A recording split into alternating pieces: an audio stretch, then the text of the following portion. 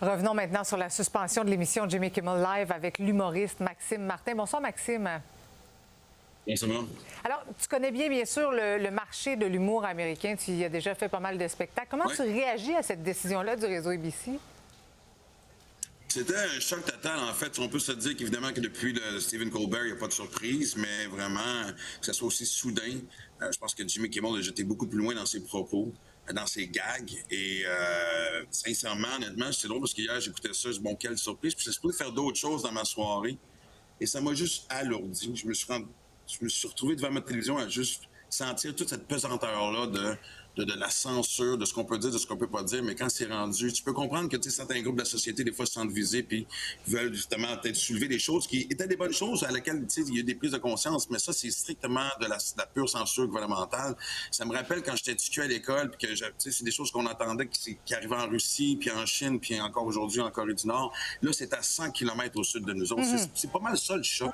Mais il y a toujours une question qui revient, Maxime. Peut-on rire de tout? On parle quand même du meurtre d'une personne. Mais en fait, tu sais, Jimmy Kimmel ne riait même pas du meurtre de cette personne-là. Puis du côté de la gauche, honnêtement, on a souligné la tragédie dans ce qu'on soulignait, en fait, surtout, c'était le fait que, on sait qu'il n'y a pas si longtemps que ça, il y a des politiciens, des sénateurs américains, démocrates qui ont été assassinés chez eux, puis on en a fait moins un cas que, on a moins pleuré des représentants gouvernementaux qu'un influenceur, mais il n'y a personne sur la gauche qui en a vraiment fait des gags, à part ces réseaux sociaux, on connaît ce côté malsain-là, mais il faisait juste soulever que la droite essaie de se disassocier le plus possible du tueur. Mais honnêtement, tu sais, les dernières années, on a fait beaucoup. On a beaucoup jasé du fait de qu'est-ce qu'on peut dire, peut pas dire. Puis je pense qu'en humour, sur rien au Québec, il a fallu qu'on fasse une certaine prise de conscience. Mais moi j'ai aimé l'exercice. Moi, je pense que tout peut se dire. Moi, je suis encore en tournée présentement avec mon show et ça reste du Maxime Martin. C'est juste que tu changes ton vocabulaire et ton approche. Mais dans ce cas-ci, personne ne riait du fait que ce gars-là était mort. C'était plus sur la récupération politique des républicains. Mais est-ce que tu crois que le peuple américain est devenu un peu plus sensible? Bien, comme partout ailleurs, c'est sûr, on voit, puis c'est très générationnel. Je suis allé en France dans les dernières années souvent, puis ça a été la même chose. Ici, on le voit au Québec. Et c'est drôle, ça dépend où est-ce que tu es. C'est bizarre à dire, mais souvent dans les grands marchés, c'est un peu plus pudique parce qu'on dirait...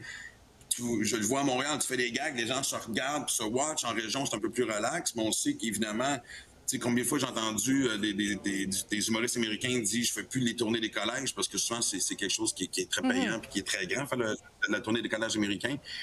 J'entends de plus en plus dire que certains humoristes, puis même ici au Québec, sans nommer qui puis les endroits, j'entends des gens dire je vais plus là, c'est trop difficile. Des fois, on oublie vraiment que c'est des gags. Il y a une limite, puis on commence à la connaître, la limite, mais moi, il y a une expression que j'ai toujours adorée, puis que je pense que c'est ça qui...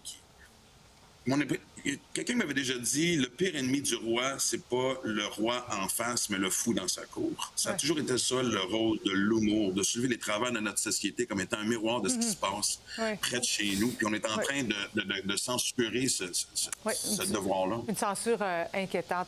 Maxime, merci beaucoup d'avoir été avec nous ce soir. Hey, merci infiniment.